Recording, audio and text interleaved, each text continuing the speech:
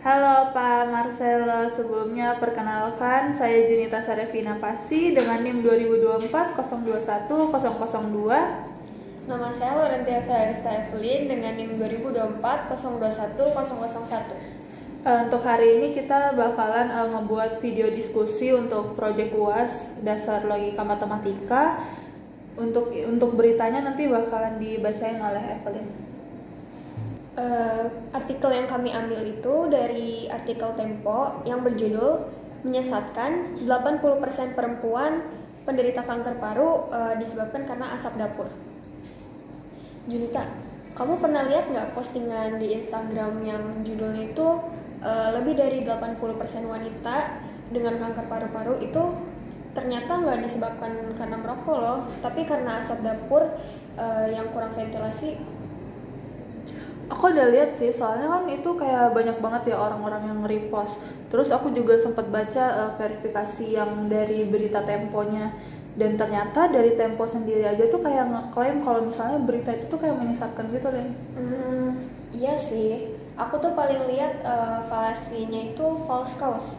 Karena mereka tuh menyederhanakan penyebab kanker yang sebenarnya itu banyak, tapi mereka jadiin cuma satu penyebab aja, yaitu karena asap dapur yang kurang ventilasi. Betul, kayak padahal kan kayak kanker paru-paru tuh bisa banyak kan penyebabnya, bisa konteks secara umum, kayak nggak hanya asap dapur doang, kayak asap rokok yang dihasilin dari orang-orang yang merokok tuh juga bisa.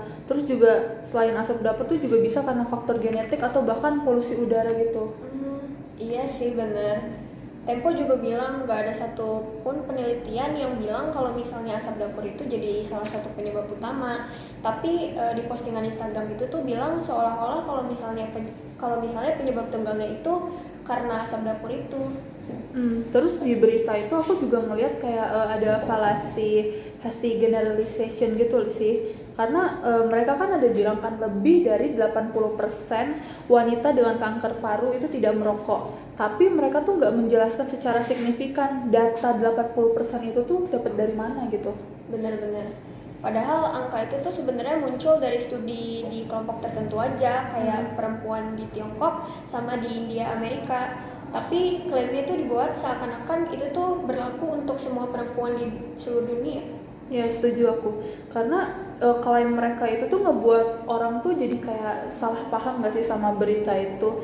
Takutnya angkanya tuh mungkin memang benar ya 80%.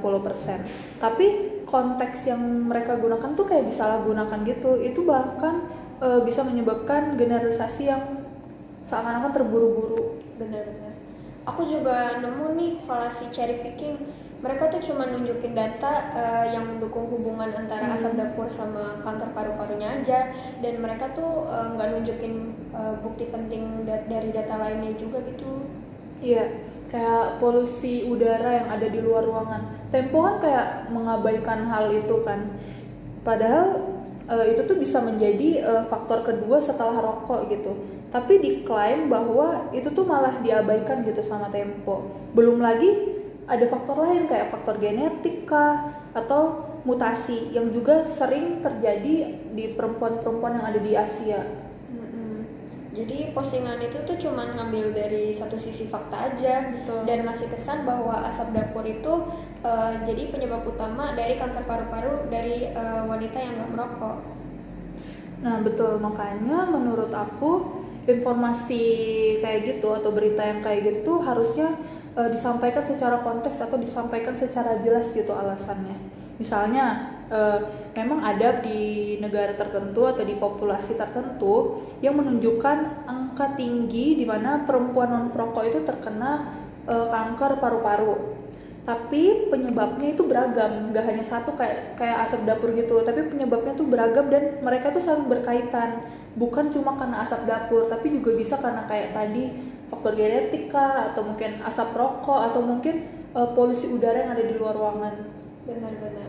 Emang bener sih, asap masakan itu bisa jadi salah satu resiko penyebab kanker paru-paru, tapi emang nggak bisa dijadiin satu-satunya penjelasan bahwa emang cuman itu doang yang jadi alasan penyakit kanker paru-paru itu. Ya, aku juga setuju. Jadi kayak lebih baik tuh kita mengedukasi orang-orang kan bahwa kanker paru-paru itu bukan penyakit yang apa yang kompleks gitu. Jadi orang-orang tuh nggak langsung panik kayak mendengar kalau misalnya kanker sampai 80% wanita terkena kanker paru-paru tuh karena asap dapur. Jadi mereka tuh nggak langsung panik, nanti mereka kayak langsung berpikir kalau aduh aku sering masak nih, aduh aku sering berkegiatan nih di dapur. Jadi mereka bisa meriset terlebih dahulu gitu sih, Len. Bener sih, jadi kita kayak nggak boleh bisa langsung kayak percaya gitu sama apa yang diupload di konten sosial media. Jadi kita harus cari lebih lanjut lagi kebenarannya. Iya betul, terus juga kan kita mahasiswa ya, kita harusnya bisa lebih kritis lah dan juga terbiasa untuk mengecek informasi itu secara ulang. Jadi kayak nggak diterima secara mentah-mentah, jadi kita harus tahu dulu datanya itu seperti apa, berita aslinya itu seperti apa, dan kalau perlu kita juga harus bisa cari kayak klarifikasi lah. Klarifikasinya tuh dari sumber yang bisa dipercaya, tentunya kayak artikel Tempo itu. Paling nanti kita bisa bantu repost untuk klarifikasi yang benarnya dari konten itu ya. Boleh sih, nanti aku mungkin bisa bantu repost juga, karena kan edukasi publik itu kan juga tanggung jawab kita ya sebagai mahasiswa. Benar-benar.